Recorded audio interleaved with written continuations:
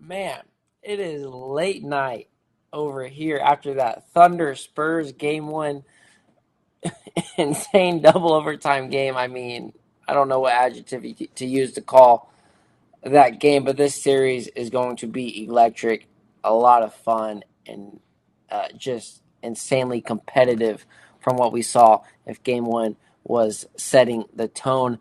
Man, what a surprising, what a great series this is going to be in Oklahoma City for the with the Spurs as well. We're going to be breaking all that down, game one, and where the series goes from there. We're going to look in the East with the Knicks and the Cavs. We've also got to talk about a historic PGA Championship at Aronimink, and then the Drake, a triple album release. We got all that and more. But before we get started, make sure to follow podcast, any platform, any streaming service, literally anywhere. Get your podcast at Burgers and Brats, and stay up to date with latest news on Twitter, Instagram, and YouTube at Burgers and Brats. Hopefully, you're watching live on Millions.co or YouTube at Burgers and Brats, and we'll have the video to this on Spotify within that next day, but you can watch early access on Millions.co or YouTube. All right, well, let's start with game one. Man, Wembanyama, the alien, the freak, whatever you want to call him, he is out of this world. 41 points in game one, 24 rebounds, 14 to 25.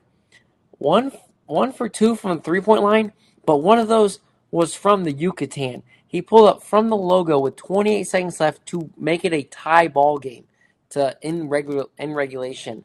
I mean, this guy is a freak. To even do that, to even think about doing that, and then doing it, whole separate ball game. I mean, tying the game from the logo, and then a double overtime thriller in Oklahoma City, and this was a game which the Spurs pretty much dominated. If you want to say they had the lead, they were had the lead for a lot of the game. They got hot out early. You knew that was going to happen, kind of with the rust of Oklahoma City not playing in a few days. Spurs just coming off their defeat of the Timberwolves. But also, Oklahoma City was at home, and this team had won 9 straight NBA playoffs games. So you know that they were going to come out ready to go. They're a young team. I've been playing fantastic all season. Of course, number one seed in the West.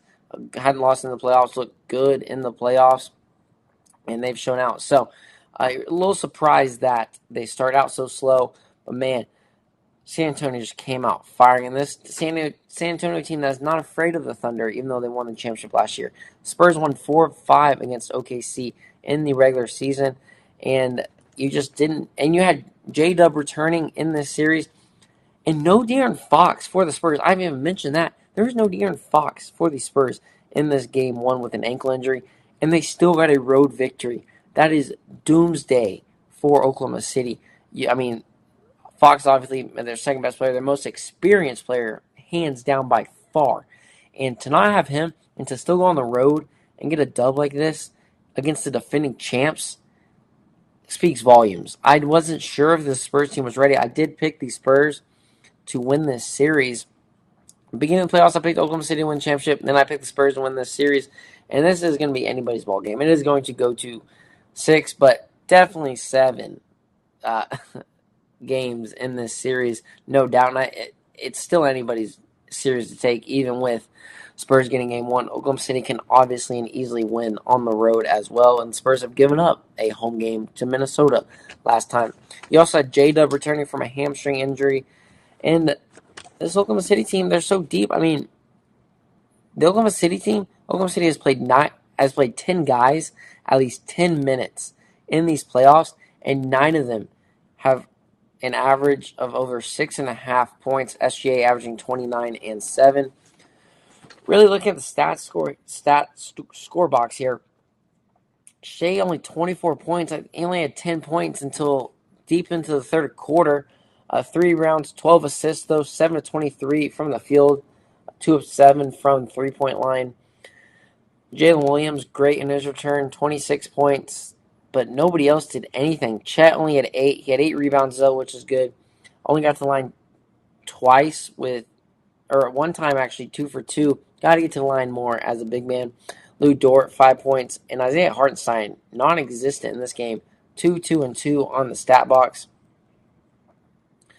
Um, Elsewhere, Jared McCain put up 7 points, and you got the biggest help from Alex Cruz, who put up 31. That is your most experienced guy on this team, who's played the best defense and just has carried this team last year deep on their playoff run. So definitely disappointing for Oklahoma City. For the Spurs, Vassell had 13, Stephon Castle had 17, Dylan Harper had 24 and 11 in this game, 7 and 7 from the free throw line. On the box, you had Johnson putting up 13. So you guys step up everywhere. Every starter, lowest starter had 11 points with Champagne. And as a team, San Antonio shot 42%, Oklahoma City 40%. Oklahoma City actually shot 37% from three, San Antonio only 30. Biggest thing was from the free throw line, where Spurs were 93%, Oklahoma City only 84%. The Spurs had 10 more free throw attempts than the Thunder. And then, man, getting out rebounded offensively and defensively. Spurs 15 total offense rebounds, Oklahoma City 9. The Spurs had 46 defensive rebounds compared to 31 for Oklahoma City. The Wembanyama, absolutely insane. You're 7'4", you should be doing these things, but it's just remarkable what we're seeing from the alien. Turnovers, Oklahoma City did their bread and butter, what they needed to do. Forced 21 turnovers, got 28 points off those turnovers, and got those easy fast break, 16 points, transition points. And they did what they needed to do, and it just wasn't enough. You needed more from your starters, especially Isaiah and Chet and Luke Dort, and just was not there. And there were still some questionable shot-making decisions down late in the fourth quarter by this, what you would call an experienced Oklahoma City team versus the Spurs, but just did not play their best game, and it's still not over yet. But in this series, there's a lot that can happen. We saw it last series with Wembanyama getting ejected in one game, and Wemby, he's young. He has to be able to control his emotions. I think he did that well tonight versus the Thunder. And you can't throw an elbow. You can't do anything to jeopardize you getting thrown out or getting in foul trouble. And like you see, this game went to double overtime. You've got to control yourself, limiting those fouls, because you're going to be needed deep into these games. And I know these teams are deep. Both teams are very deep rosters and can play pretty much everybody. But without Wemby, it's a shift of a 14.8 plus minus. So they definitely need Wemby on the floor. This guy is averaging 4.1 blocks a game, and he had that one game with 12 blocks, and he just put up 41 points. Very valuable. Just Spurs or Oklahoma City just don't overlap on Wemby, man. Overhelp on Wemby, and that's they need to overhelp on Wemby, because with Fox out, that is who's going to kill you. But you still got to be mindful if Fox plays with those driving lanes and kick out threes, which what we saw from the Spurs, and kind of thought that the Spurs young core would not be able to handle this moment, but they have very, very well. San Antonio pick up SGA all game. They really did a great defensive job limiting SGA, at least definitely until that third, fourth quarter. Oklahoma City did what they need to do with their transition and their turnovers. San Antonio, you control the pace, you win these games, and that's what they did against this Oklahoma City team. They had not seen that pretty much all season. And Oklahoma City, I think I don't know, man. This series is going to go 7. I came back to picking Oklahoma City in this series. It's just a coin flip at this point. These two teams are just way too good. But I definitely will not be surprised if Oklahoma City comes back and win in 7. So that's the recap of Game 1. Electric. I can't wait for Game 2 on Wednesday. All these games are going to be on ABC. Wednesday will be 7:30, or NBC, sorry. NBC and Peacock. All these games will be at 7:30 p.m. Central. All right, let's go to the East real quick. Recap Game 7, Detroit versus Cleveland.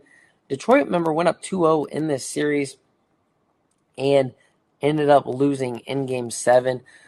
Cleveland won 3 straight, and they just controlled the rest of the series, and they easily controlled Game 7 with Donovan Mitchell, James Harden pretty much stepping into that role of, okay, let's go take over, let's go win a championship this series. And Mobley and Allen also in Game 7 combined for 44 points, 19 rebounds. D. Mitch at 26. Harden did show up finally here, and this is what they traded their young star Garland for, to get that experience, that playoff experience, and to ultimately lead hopefully to a championship. And Cleveland, they got their second road win of these playoffs in Game 7. I think that was Detroit's first time ever losing a Game 7 in the playoffs, so that was historic as well. Detroit, they're a very close team to a breakthrough. I picked them to. I can't remember if I picked them past the second round. I knew they weren't going to make it to the NBA championship. They're just too young. They inexperienced, and I did like how Detroit handled themselves, losing Cade for a little bit during that end of the season, but just knew it wasn't going to be their year. So this team has definitely taken a major leap forward. But when you go up 2-0 in a series, you can't give it up as well. And you can't go down, 3-1, 3-2 last series to Orlando, an inferior opponent as well, like they did. So still a lot to learn, but this Detroit team is definitely on the come up. Just can't rely too much on Cade Cunningham. Tobias Harris is going to get another season older. Got to find some more offensive help for Cade. But Detroit played really well this season. All right, and then for game 1, we got the Knicks and Cavs. This game at 7 o'clock. These games will be on ESPN the entire time. We're going to alternate every day. It's going to be good. New York Knicks are a top 5 offense. They're a decent defense. Cleveland, New York's the top 5 offense in the overall league. Cleveland is a number 8 defense in the playoffs. This is not a good defensive team for Cleveland. And it's kind of like what was just on the West. It's going to be maybe some rust for the Knicks. They hadn't played since May 10th. It's going to be May 19th by the time the Knicks pick up a basketball and play actual game again. Brunson, he's been the most dominant player. I mean, pretty much in these playoffs, he has been fantastic. So is Cat as well. Everything's been facilitated through him. Cleveland, though, does have the size to throw at Brunson, unlike the previous matchup with the 76ers. And we saw Cat kind of space out and take away Embiid from the inside perimeter in that series, and that really helped open the lanes for Hart, Brunson,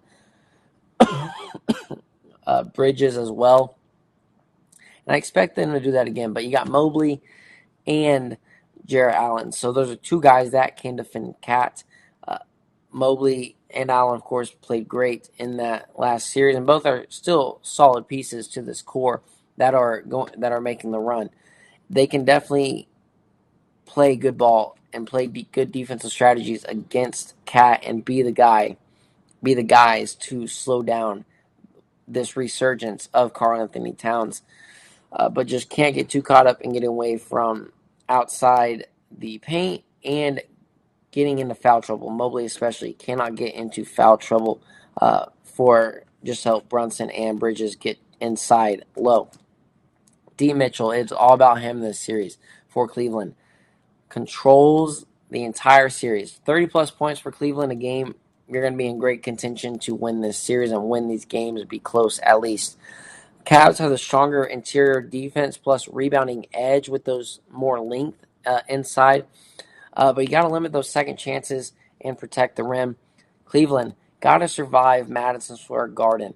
Be like the Spurs, go on the road, get that Game 1 dub. I mean, Oklahoma City is a tough place to play. Madison Square Garden, very, very tough place to get a road victory with that crowd. Josh Hart needs to rebound and get that transition energy. And if you get Mikal Bridges to get 20-plus in these games for averages, I mean, this series may go 5. What we've seen from the Knicks is nothing short of incredible. I mean, sweeping the Sixers, whoever the heck they played in the first round, it feels like 3 months ago. And they're playing very good basketball, and this would be the team I would see as the ultimate number one title contender right now of these four teams, just how good they've looked. And Cleveland, I mean, if you go down 2-0, you're not coming back. This team is experienced. It's their second trip straight to the conference finals. They're hungry for a finals appearance. This Cleveland is just really inconsistent to me right now. I mean, they showed us Game 7 they can go on the road and just dominate, and then they showed us they can just play like they've never played basketball before with D-Mitch and Harden. I think the bench is very deep for both, but I do like the Knicks and 7 in this one. So give me the Knicks versus beating the Cavs to go advance to the NBA Finals. All right, that's the NBA Finals. I mean, we're down to 4 teams. It's already time. We've gotten this close. So let me know your thoughts on who's going to win the NBA conference championships for each side. It's going to be really good. I hope both get to 7. I think they definitely can. All right, let's talk a little bit PGA Championship. So what a fantastic week it was. 30 miles west of Philadelphia at the Aronimink. I think I got it right. First time all weekend. It's still a tongue twister to say. You don't even know what you're saying. Casting a spell on somebody. It's a great hard course. A bunched leaderboard with records.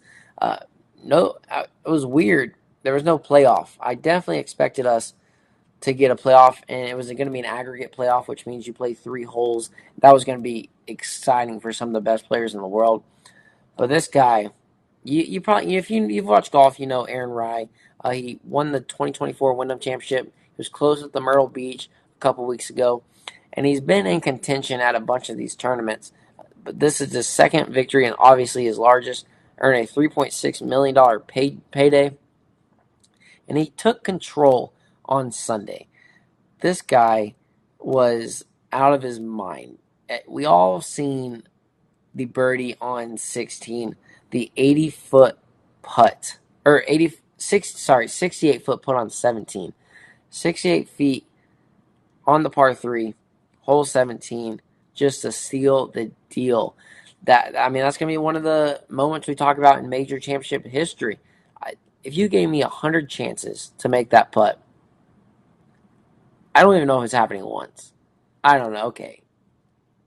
I think I could hit it a few times. I'm pretty good at putting.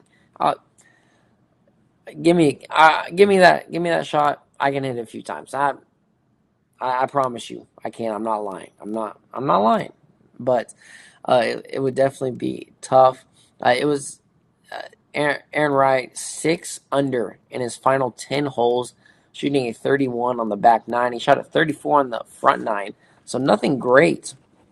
His first 9 holes in, we didn't know this guy was going to make a run. We thought Schmid, John Rahm, Andrew Smalley would all be the guys. McIlroy, Ludwig Oberg. It was just a bunch leaderboard. And then this guy comes out of nowhere. 6 under in his final 10 on one of the hardest golf courses in the country. The first English winner since 1919. And this guy uses iron covers because he respects the game and cherishes it so much. Methodologic on Sunday, it was just fantastic what we saw from Aaron Wright on just the back 9 even. Nobody had separated themselves. I mean, we were going to get an all-timer with the playoffs, maybe a 5-hole group. And now this guy, Aaron Wright, the Englishman, comes out back 9, lights it up. And what we saw on Sunday, really, the door was wide open for all these guys. The guys I just mentioned, to come out, take control, and nobody did. I mean, your leader, Smalley, he ended up shooting a 70. Ty Schmid, he didn't start out great. He shot a 69, though. And it just, nobody took control. Cam Smith, I guess, at 68, but JT obviously had the best day at a 65 on Sunday, but just wasn't enough, ending up at 5 under. Did not do enough throughout the weekend to get up to a score of 9 under. And I'm really surprised 9 under won. I really like these golf tournaments where anything under 10 is a winner. That means the course was hard. The 6 under is fantastic. Where Smalley and Rahm got to 5 under is great. I love these hard golf courses that actually test these players, and it just looked really hard. I think I would have shot a 1,000 this weekend at Aronimink, whatever. It would not have been pretty. I would still be finishing that golf course. If I got to play 4 rounds, it would take me a full week to finish. That's how bad it would be. But it was a lot of fun watching these PGA players be humbled on the course. Sunday, and even Rory McIlroy, 4 under, shot a 69.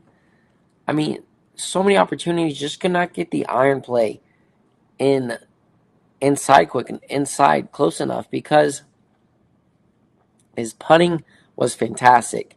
His long putts got close, but when you're 30, 40 feet out, you're not going to hit that.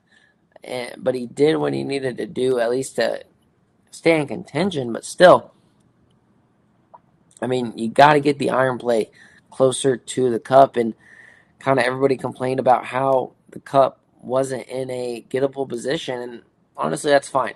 Make you work for it. Be aggressive.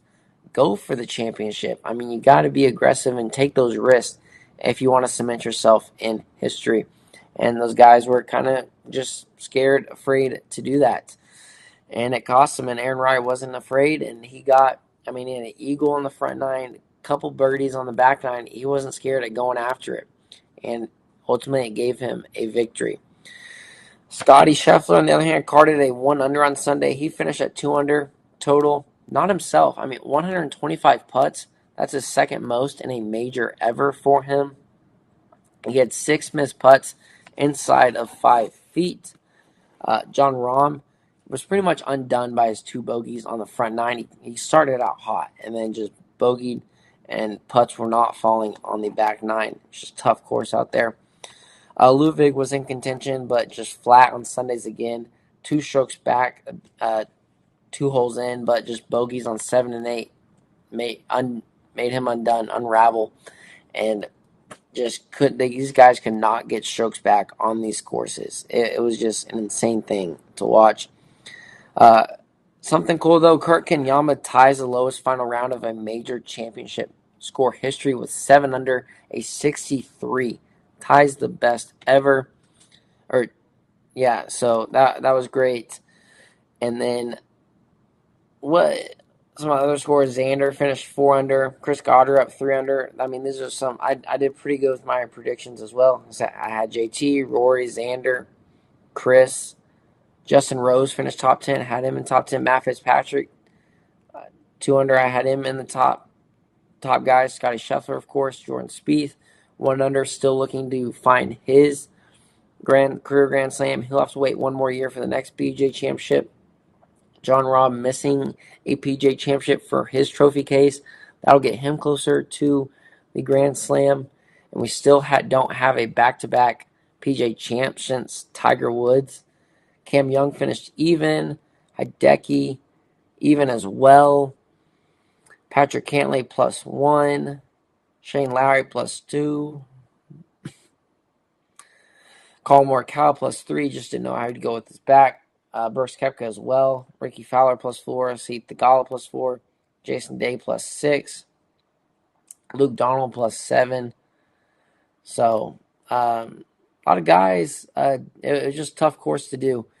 And it was actually fun to watch. I enjoyed seeing them being humbled. But what wasn't fun to watch was the CBS coverage. At one point, you had Maverick McNeely teeing off on a hole before they even showed him putting. So they teed him off, and then they showed him putting the previous hole.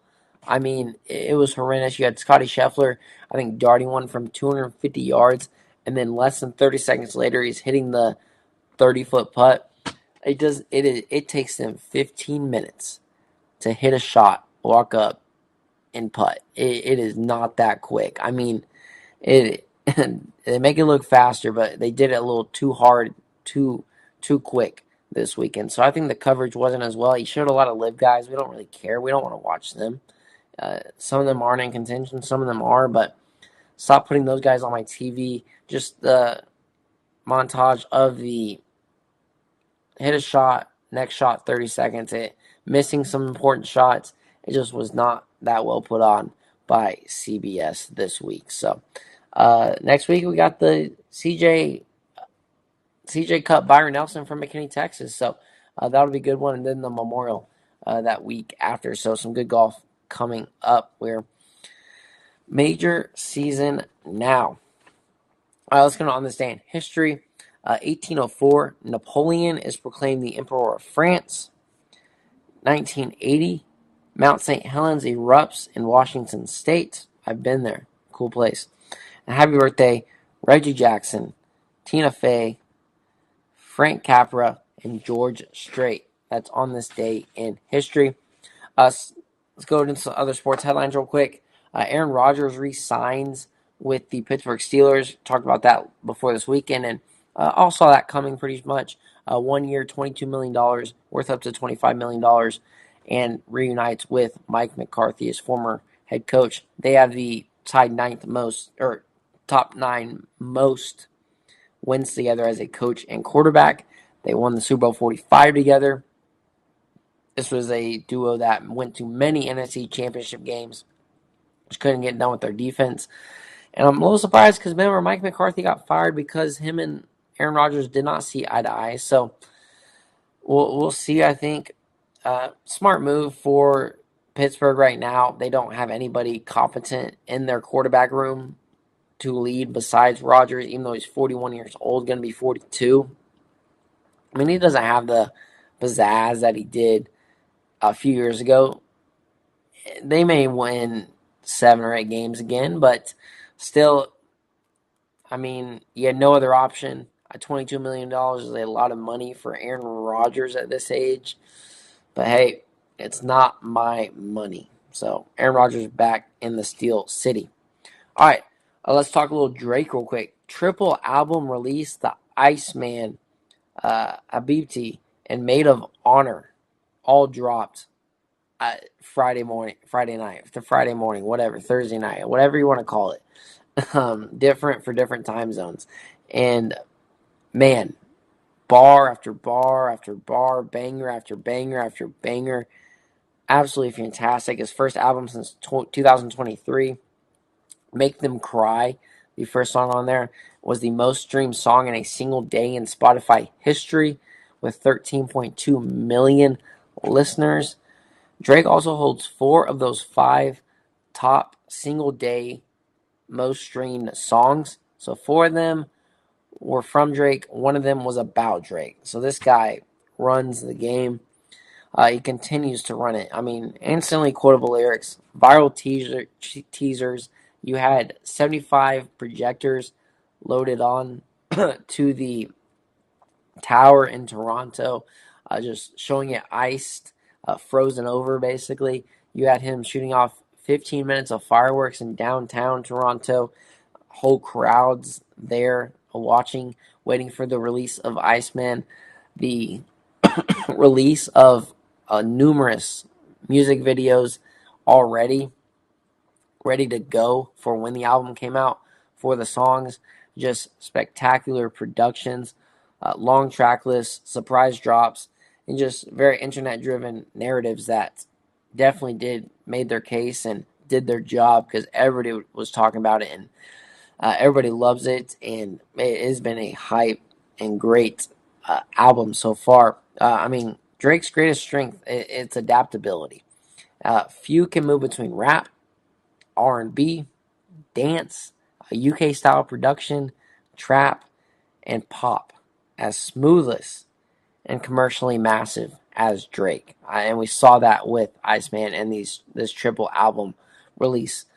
I mean, Iceman represented survival, reinvention, and emotional detachment. It connected with longtime fans, longtime listeners, and just continues to dominate the online discourse because everybody's still talking about it days later, and it has just been fantastic listen, fantastic narratives and storylines, and lyricism, and just the beef, of course, within the rap industry has been great to discuss and talk about. One album leads into the rap and lyrical competition. One album emphasized melody and atmosphere, and then Iceman just tied everything together with its cinematic production and calculated storytelling. That was the rap diss battle, whatever you want to say, with the rap industry and everything. And that had a lot of shots in it, had a lot of stories in it. And it was great melody, beat, rhythm, lyricism, fantastic. And they even asked Lil Wayne what he thought. He said he raised Drake right and that his DNA is all over Iceman. So, fantastic triple album surprise release by Drake for Iceman. If you haven't listened to it, go listen to it now. It is very, very good. I'll be listening for many years and debating it and discoursing it and how dissecting it, how great it is for years and decades to come. This guy does not miss. He even said, "What did I miss? Nothing, dude. You don't miss." All right, let's go to the final segment. Who I'm sharing my burger and brat with. Share my burger and brat with Stephen Colbert. Sad news. The Late Show with Stephen Colbert comes to an end after 1,700 episodes. Ends on this Thursday night. He's got a great week lined up. Monday's got not a clip show, so interesting to see. Go back and watch that, what that ends up being. Tuesday's got Jon Stewart, Steven Spielberg, and the Talking Heads frontman David Byrne. Wednesday, he's going to take his own Colbert questionnaire. He's going to have Bruce Springsteen on to talk and perform. And then Thursday, we don't know anything yet. Maybe the Pope will be on there. We don't know. They haven't released anything about Thursday, but Stephen Colbert, more than 3,000 episodes of TV over 20 years. Always distinguish the truth. He'll always be remembered for meeting the moment, engaging the audience, and bringing us joyful laughs. I remember getting home just every day after work from my job. Got off at 10, had to make sure I was home by 10:35 to watch Colbert, his shows, and it just a lot of great memories, a lot of great laughs, and just seems like a great guy. And we had the all 5 late night talk show hosts on the Colbert Show last week, and that was a great show as well. Just a lot of great interviews, a lot of great moments, and sad to see Colbert leaving CBS. So excited to see his next chapter. But man, every night would have to watch Stephen Colbert, and it's sad that we got to see him leave late night talk show, at least for now. We'll see what the future holds, but I'm sure I'll host a podcast and we'll all tune in anyways. So, all right, share my burger and brat with Stephen Colbert. All right, everyone, thank you all for listening. We already started with a fantastic NBA playoffs. It should get even better. PGA Championship was great. We got more golf coming this week. Go listen to that new Drake album. Man, thank you all for listening. Make sure to follow the podcast, any platform, any streaming service, literally anywhere. Get your podcast at Burgers and Brats. Stay up to date with latest news on Twitter, Instagram, and YouTube at Burgers and Brats. Hopefully watch live on millions.co or YouTube at Burgers and Brats. Thank you all for listening. Take care. Stay safe.